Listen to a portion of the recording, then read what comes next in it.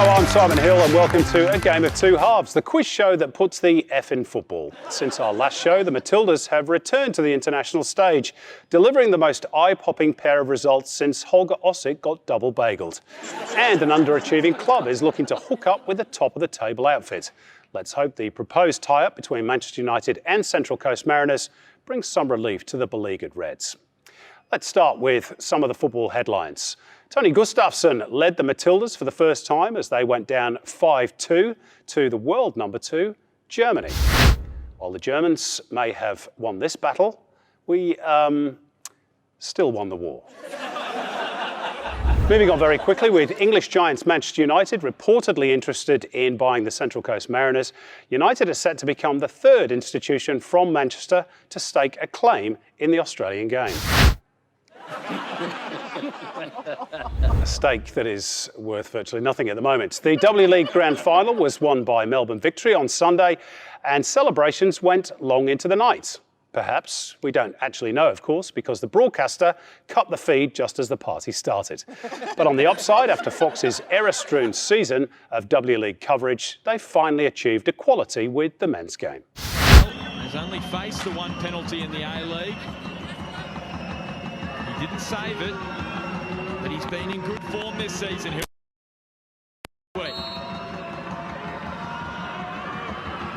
And it's Berisha who slots it for Western United.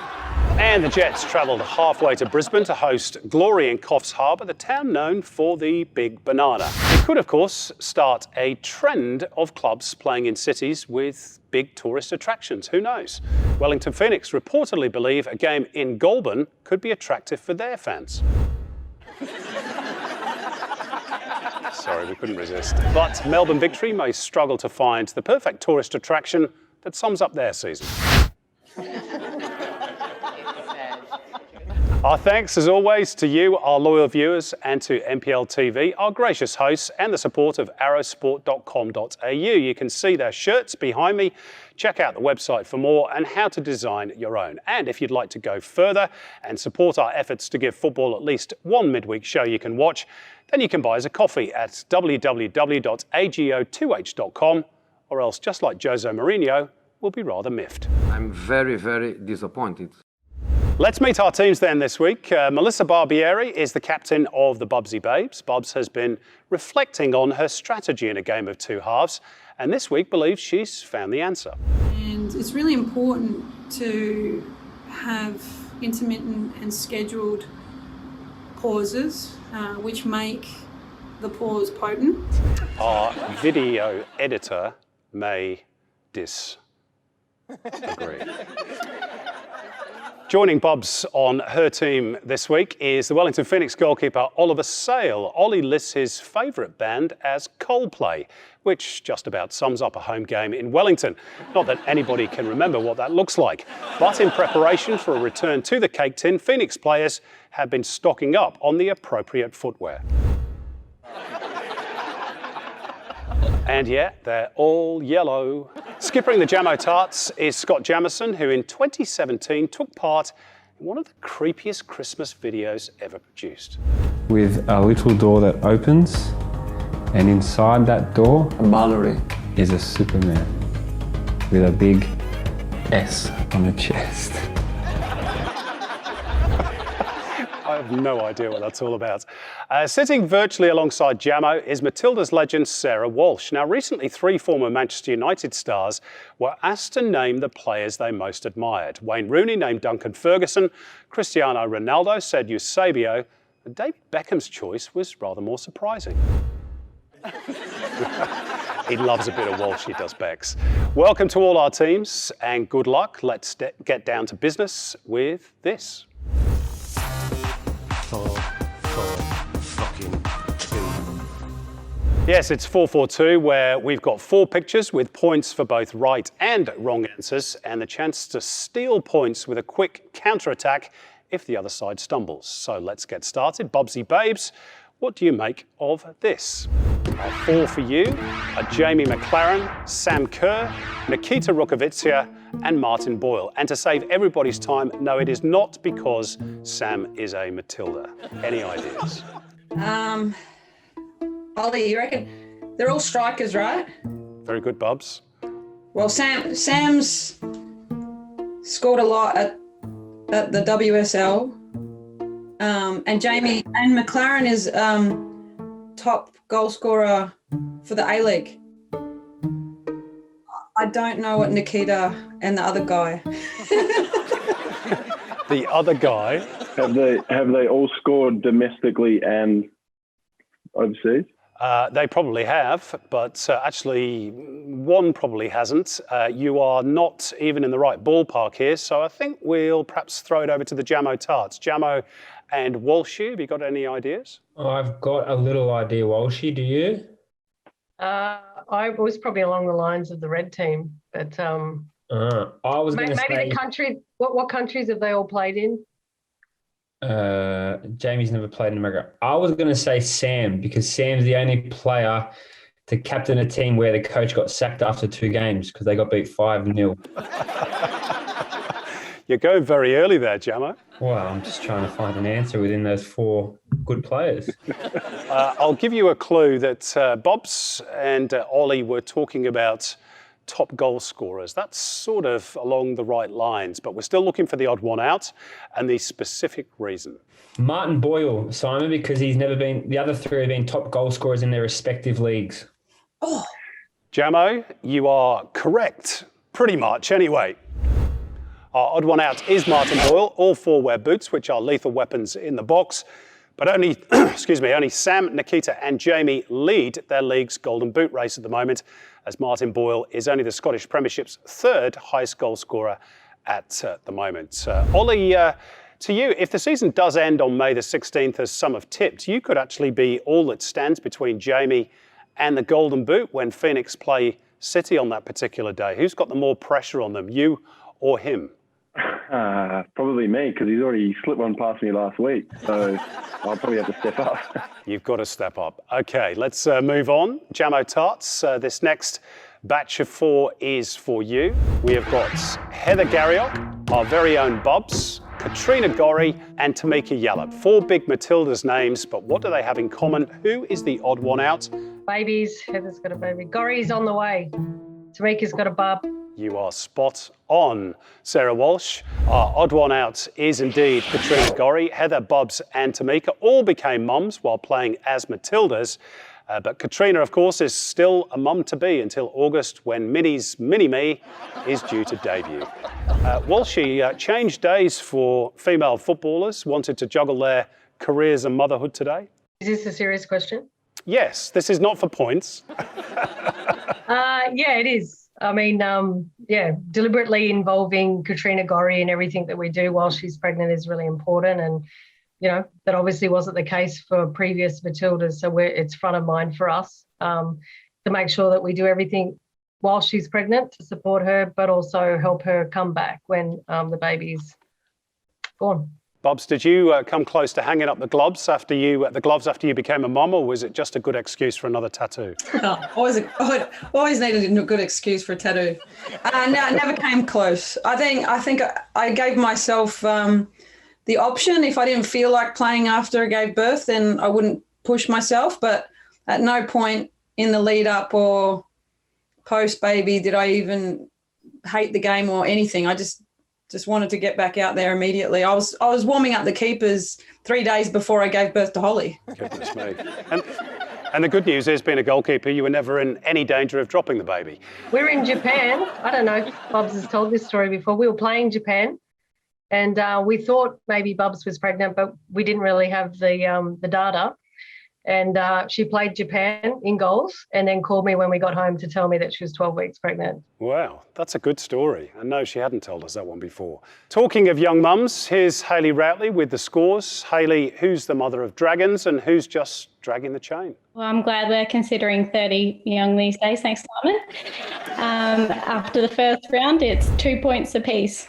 Even Steven. Excellent. Thank you very much, Hayley. How is that possible? How's it 2 points apiece? This is a great scoring system, this one. 1 point for the correct person, 1 point for the reason why. The next could do with a scoring system. They should be 4-0 up. Yeah, I'm trying to think. What one did they get right, Hayley? Are you watching the Adelaide game instead of concentrating here? I was ready for a clean sheet joke. It's gone to VAR and I've been overruled. It's Jamo times 4. Lovely Babes nil. This is the running theme throughout A Game of Two Halves, is that everybody abuses Hayley. I've even got a little bit of abuse for it at the end of the show myself, but you'll have to wait and find out what that is. Okay, let's move swiftly on to round 2, which is...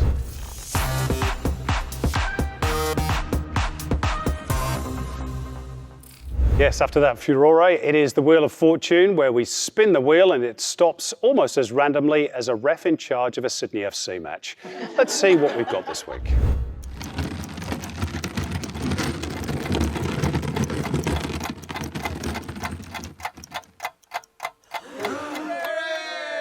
Yes, it's the return of Babyface. We've put a few familiar faces through the time machine and some young Matildas came out. But can you spot who they are? First up, Jamo and Walshy. Who's this?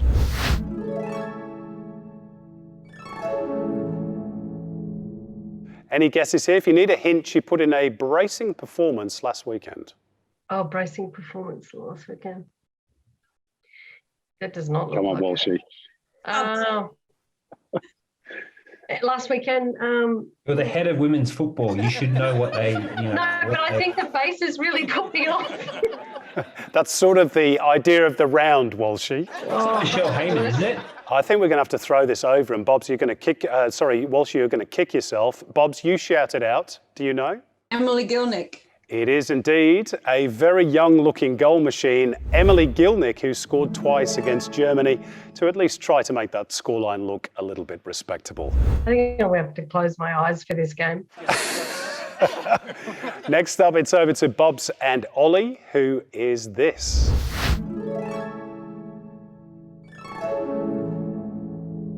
Oh my gosh. Oh. Who are these people? I don't know if...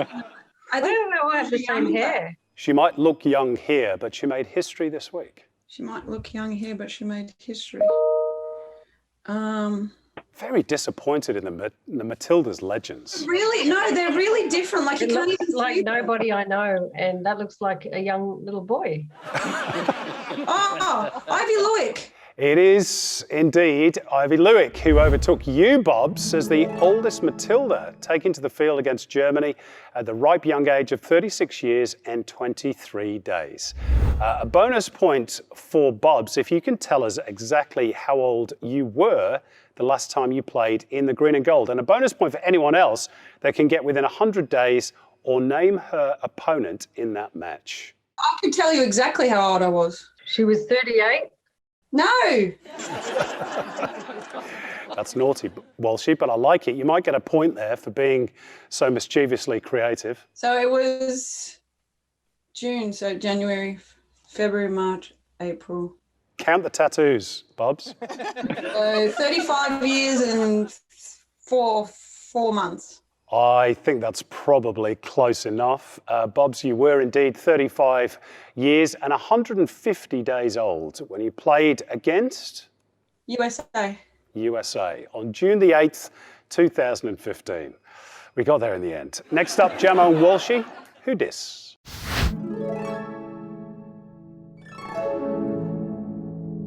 Oh, I don't know who it is, but it looks like my daughter. Sorry, have you superimposed their baby face on their adult body? I'm just trying to understand what's happening. Yeah, pretty much. Yeah. Okay, I'm going to look away. You give me a hint. I'm going to give you a hint. She's carving out a career behind the mic that's set to surpass even her career on the pitch. Georgia Yamandale. It is indeed Georgia Yeomandale, who's popping up as a TV pundit even more often than she pops up on the wing. This is a good round. I'm enjoying this. Next up, Bubs and Olly. Who's this? It would help if you had some New Zealand players in the tutorial. I know who that is. Oh, I know who that is. Go on, Bubs. That's it could be either, but I'm gonna go with Rossbacken. Oh, we can't have either ors. You going with Rossbacken? It looks like Amy as well, but Yeah, Rossbacken changed a bit, Roseback, she's quite young. So. she's the same age there. It is indeed Carly Rossbacken, and a quick bonus point to the fastest to tell us how many Ks does she have in her name? 2, 3. We've got to go with the first answer. No, we'll give you the point. All right, it is 3. Including the one in her first name, of course. All right, Walshy and Jamo, back to you for this one. Hayley Rasso. Well done. Very good, Jamo. It is Everton's sensation Hayley Raso, hero to legions of Toffees fans now. Olly and Bubs, Olly, I'm sorry about this round for you, but this next one could be a bit of a poser for you. Let's have a little look.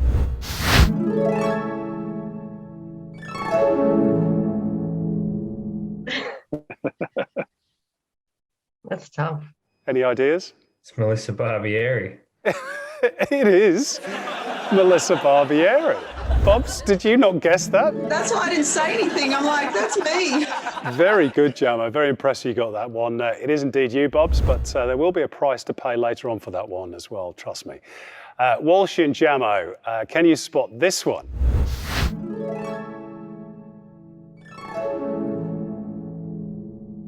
Oh, easy. Pliers. It is Teresa Polias. I'm sorry, I was going to say Chidiac. I'm glad you said Politis. It's a good job you didn't say Chidiac because it is Teresa Polias. Denied that double title win by Melbourne Victory in Sunday's grand final. For a bonus point, Teresa had to miss a Sydney trip to play Perth during the season because of work commitments. What's her day job? Teacher. Primary school teacher. Casual. She is a primary school teacher. I don't know her hours, sorry. Well, casual or not, it's a point to the Bubsy Babes.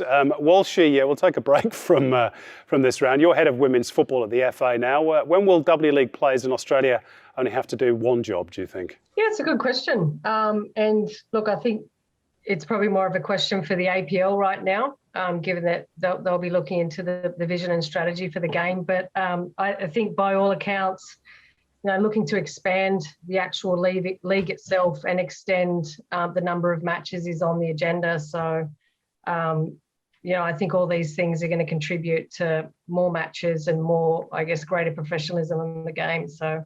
Yep, but for the time being, our female players have to work 2 jobs. Of course, if you're a freelancer, you have to work about 6 or 7. Finally, Bubs and Olly, this one is for you. And we're not going to give you a clue on this one either.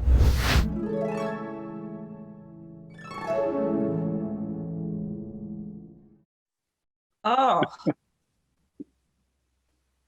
What the hell?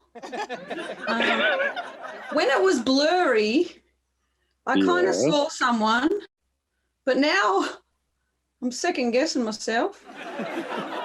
I'm just going to go with... Is this an actual Matilda? Oh, you might be on the right lines there. Might be on the right lines there, Bubs. Do the squiggly line thing again.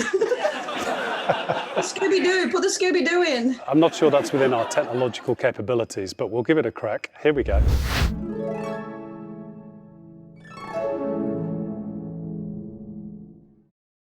I keep thinking Emily Van Egmond, but that's...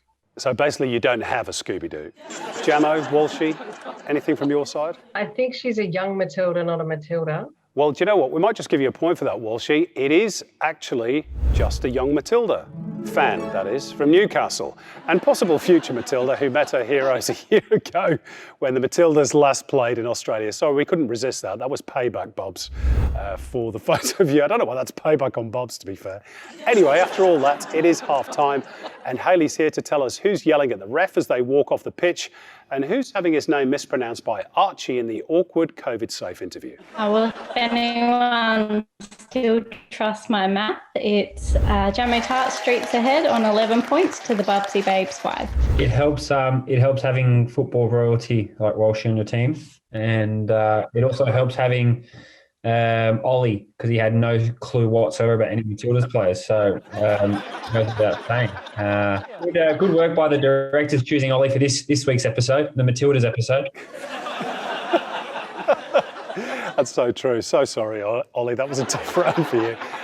Thanks to Hayley. We'll be back in less time than it took the Netherlands to open the scoring against the Matildas.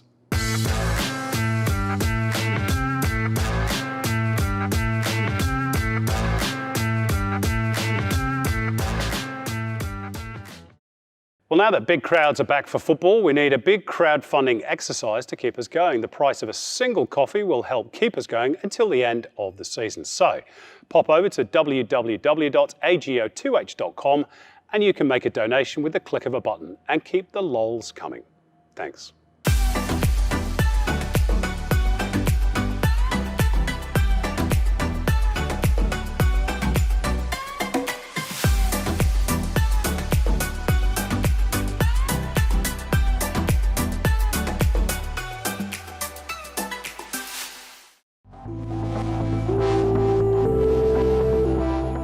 Go on, have a feel. Once a month, after a hot shower, while you were down there. Get your balls out. 2 in the hand.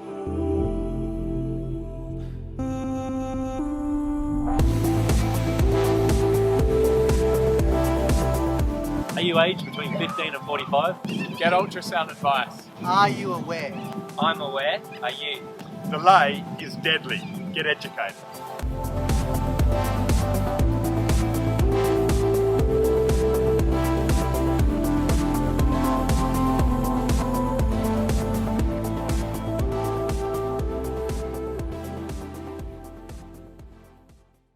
And we're back, like big-name corporate sponsors returning at last to the national teams. It is the start of the second half, which means it must be time for...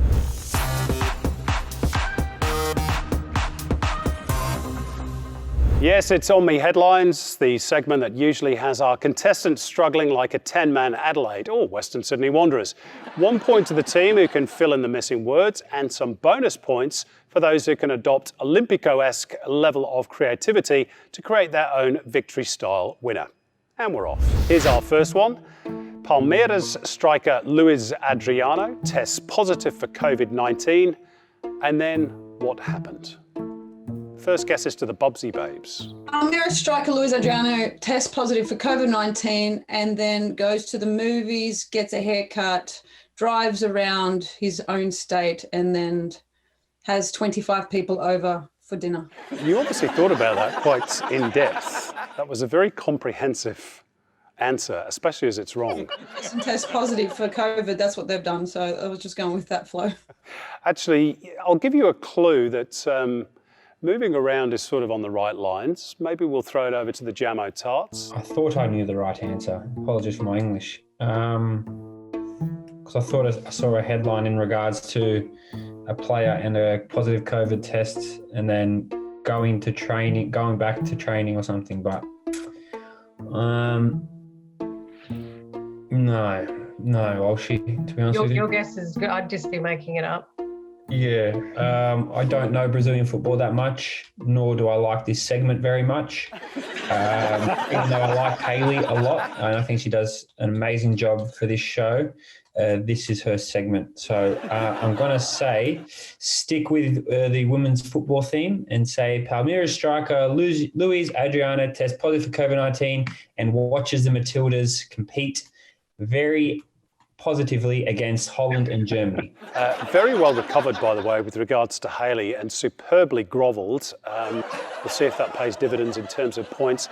Nobody's got within cooey of the right answer, so I think, unfortunately, we're probably going to have to tell you. So the answer is the Brazilian tested twice to COVID-19 before breaking isolation and driving to a shopping mall, and he'd have got away with it as well if he hadn't hit the cyclist on the way out of the car park. So that's the answer, escapes isolation and runs over a cyclist. We haven't seen a more impressive low-speed COVID breach since Wellington's Payne and our very own Sail took to the streets of Sydney topless driving a golf cart during lockdown. Sorry, Ollie, we had to do that. But to be fair, mate, you became an instant A-League legend there by doing that. Yeah, something tell the kids. Moving on swiftly, our next headline is this. Neymar was watching the football blank. The first half seems nothing untoward. Go on, Jamo. Neymar was watching the football on an illegal stream. You are spot on. You do read the newspapers, Mr. Jamieso. That is the answer. On an illegal stream, the most expensive player in world football, who earns around 600,000 euros a week, was caught using an illegal stream to watch PSG's 4-1 win over Strasbourg. Neymar, who was suspended for the game, posted footage of his laptop view to Instagram, where keen-eyed fans quickly spotted a rogue pop-up.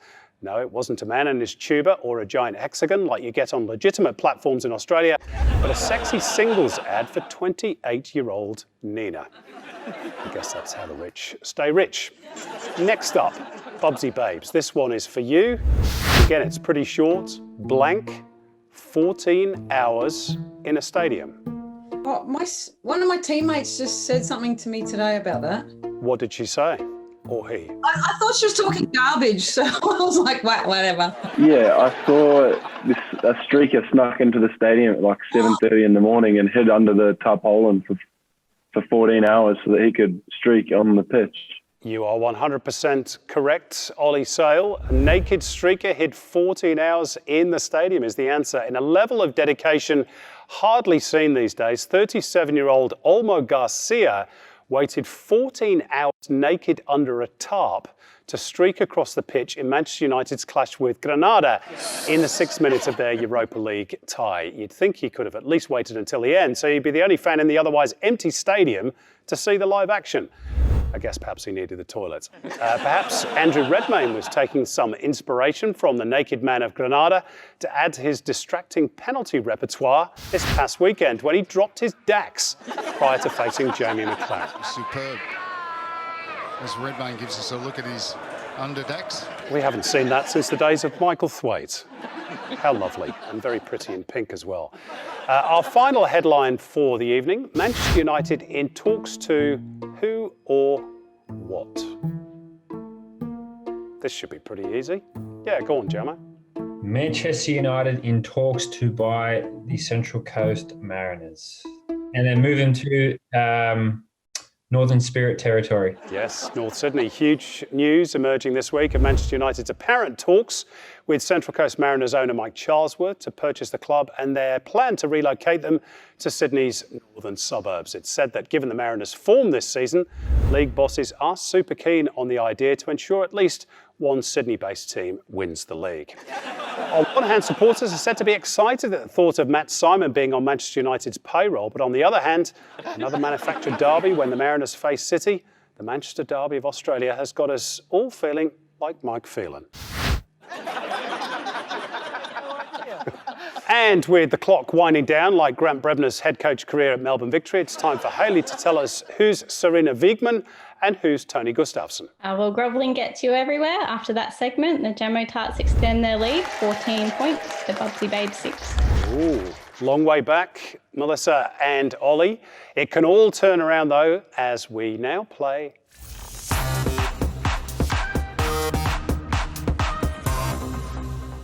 Yes, the muscles are cramping, fans are getting restless, and you've got no chance of getting a hot pie. It is squeaky bum time. 10 rapid-fire questions, 1 point for a correct answer, minus 1 point for a wrong answer, and 2 points for any team getting a hat-trick of correct answers. So it's all still up for grabs. Let's get things started with question 1. Adelaide United drew 1 apiece with Western Sydney Wanderers. Who scored for Adelaide? Go on, Bubs. I don't know, but I'm going to say Stefan Walk because we're already losing and it doesn't matter. Tommy Juric. You've redeemed yourself and the Bubsy Babes. It was indeed Tommy Juric, so minus 1 point plus 1 point, so you're back where you started. On to question 2. Still in the A-League, who scored the injury time winner for Wellington Phoenix against Western United? Ben Waine. Yes, it was indeed Ben Waine. Another point for the Bubsy Babes. Question 3. In the W-League Grand Final, who was awarded the Player of the Match? Go on, Jamo. Jada Wyman. It was indeed Jada Wyman, an excellent display between the sticks. Question 4. Who's the only player to score for the Matildas in the last 12 months? Yes, Bubs. Emily Gilwick. Emily Gilnick. Emily Gilwick. It was Emily Gilnick, twice against Germany, of course, at the weekend. Bit of a trick question. On to question 5. Manchester City rested a few players and then suffered a surprise loss against who at the weekend? Yes, Jamo. Leeds United. Was Leeds United. They better turn it around against Dortmund. Question 6. Who won the latest El Clasico? Yes, Jamo. Real Madrid. Real Madrid won by 2-1. Question 7. Zlatan Ibrahimovic of AC Milan was sent off against Parma and banned for 1 game. But for what? Yes, Walshy. Running over a cyclist. You might just get a point for creativity there. I like that. No, she doesn't. It's the wrong answer. It's squeaky pop time. See, Walshy, we told you that Bubs gets very upset. Bubs is such a competitor. She does not like losing. Any other guesses before we move on to the next one? Being a self-absorbed prick.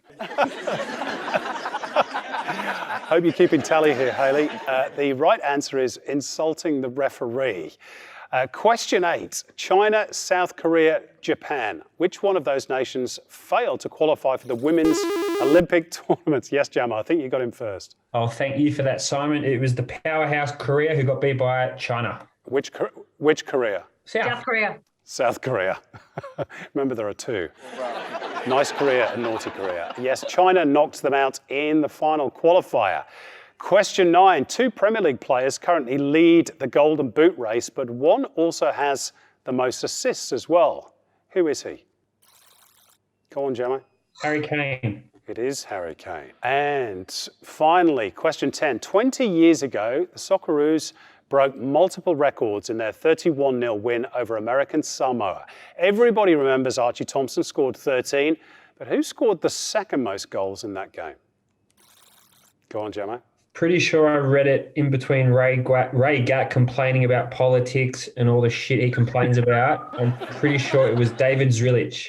You are correct. David Zrilic scored 8 in that game. Fancy scoring 8 goals in a game and never getting remembered for it because somebody else scored 13.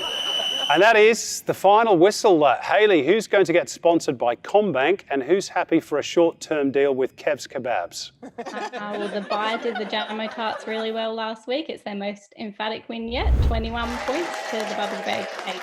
Well, that is probably the most comprehensive victory we have seen so far in the series. Any words, Jamo? You clearly went away and swatted up on your general football knowledge. It's the standard of teammate that I was given. I knew I had to be on top of my game, and when the head of the women's football comes on this show as my teammate, I make sure I know my stuff.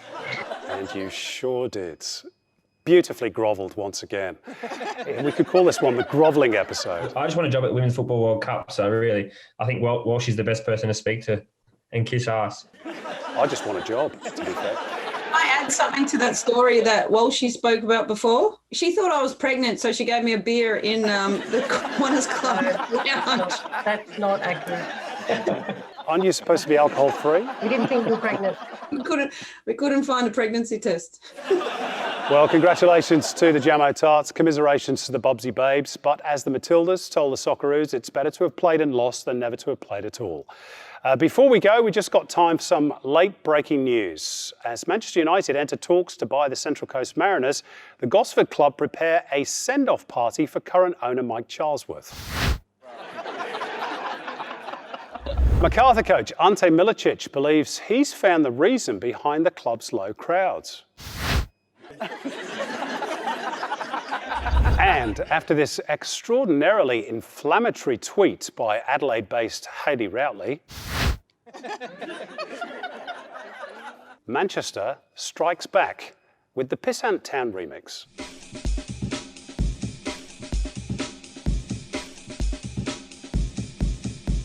Because of Pissant Town, because of Pissant Town, because of Pissant Town, this club will never win anything. Good night, and don't forget to buy us a coffee.